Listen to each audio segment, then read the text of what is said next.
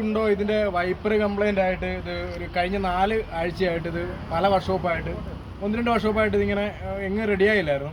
അപ്പോൾ ഇതിൻ്റെ BCM മാറ്റി വെച്ച് നോക്കി, കോമ്പിനേഷൻ സ്വിച്ച് മാറ്റി വെച്ച് നോക്കി, വൈപ്പർ മോട്ടർ മാറ്റി വെച്ച് നോക്കി, പിന്നെ വൈപ്പർ റിലേ മാറ്റി, വൈപ്പറുമായിട്ട് ബന്ധപ്പെട്ട എല്ലാ കാര്യങ്ങളും ഇതിൻ്റെ മാറ്റി വെച്ച് നോക്കിയതാണ്.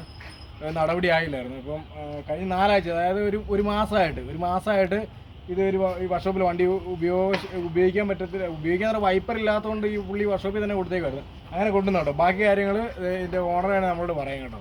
അപ്പം ഓക്കെ അല്ലേ? ഹാപ്പി അല്ലേ? Very happy. അതായത് ഞാനൊരു 2 വർക്ക്ഷോപ്പിൽ കയറി ഇറങ്ങിയിട്ട് എൻ്റെ ചെറുക്കൻ റീൽസ് കണ്ടതിൻ്റെ പേരിൽ ഞാനിവിടെ വന്ന് എത്തിപ്പെട്ടതാണ്. 2 ദിവസം കൊണ്ട് ജിജു അത് ക്ലിയർ ചെയ്ത് തന്നിട്ടുണ്ട്. Very happy. ഓക്കെ. അപ്പോൾ നമ്മൾ പറ്റുന്ന പോലെ തന്നെ മാക്സിമം സ്പീഡിൽ തന്നെ സെറ്റ് ചെയ്ത് കൊടുത്തിട്ടുണ്ട്. ഇത് തന്നെ ചെറിയൊരു കംപ്ലൈൻ്റ് ആണ്. ആ കംപ്ലൈൻറ്റിൻ്റെ പുറത്തുണ്ടായ സംഭവമാണ്. പക്ഷേ ഇത് ചിലർ ശ്രദ്ധിക്കത്തില്ല. നമ്മളിപ്പോൾ സ്കാനിങ് ടൂള് അങ്ങനെയുള്ള സ്കാനിങ് ടൂളൊന്നും വെച്ച് കഴിഞ്ഞാൽ ഈ സാധനം കിട്ടത്തില്ല. കാരണം കുഞ്ഞൊരു, ഞാൻ വീഡിയോയ്ക്ക് അത് ഇടുന്നുണ്ട്, കുഞ്ഞൊരു ലൂസ് കോണ്ടാക്റ്റിൻ്റെ ഭാഗമായിട്ടുണ്ടായതാണ്. അപ്പോൾ അതായത് സ്കാനിങ് ടൂളൊന്നും ഇത് കിട്ടത്തില്ല. അത് നമ്മൾ കണ്ണുകൊണ്ട് തന്നെ നോക്കണം. അപ്പോൾ നമ്മൾ എന്തായാലും നമ്മൾ പറ്റുന്ന പോലെ തന്നെ അടിപൊളിയായിട്ട് കൊടുത്തിട്ടുണ്ട് കേട്ടോ. അപ്പോൾ ഓക്കെ ഏട്ടാ.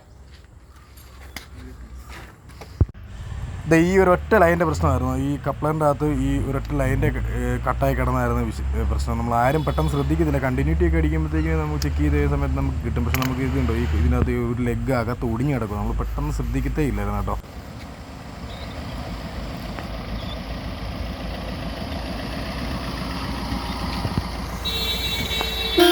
ഓക്കെ ഏട്ടാ.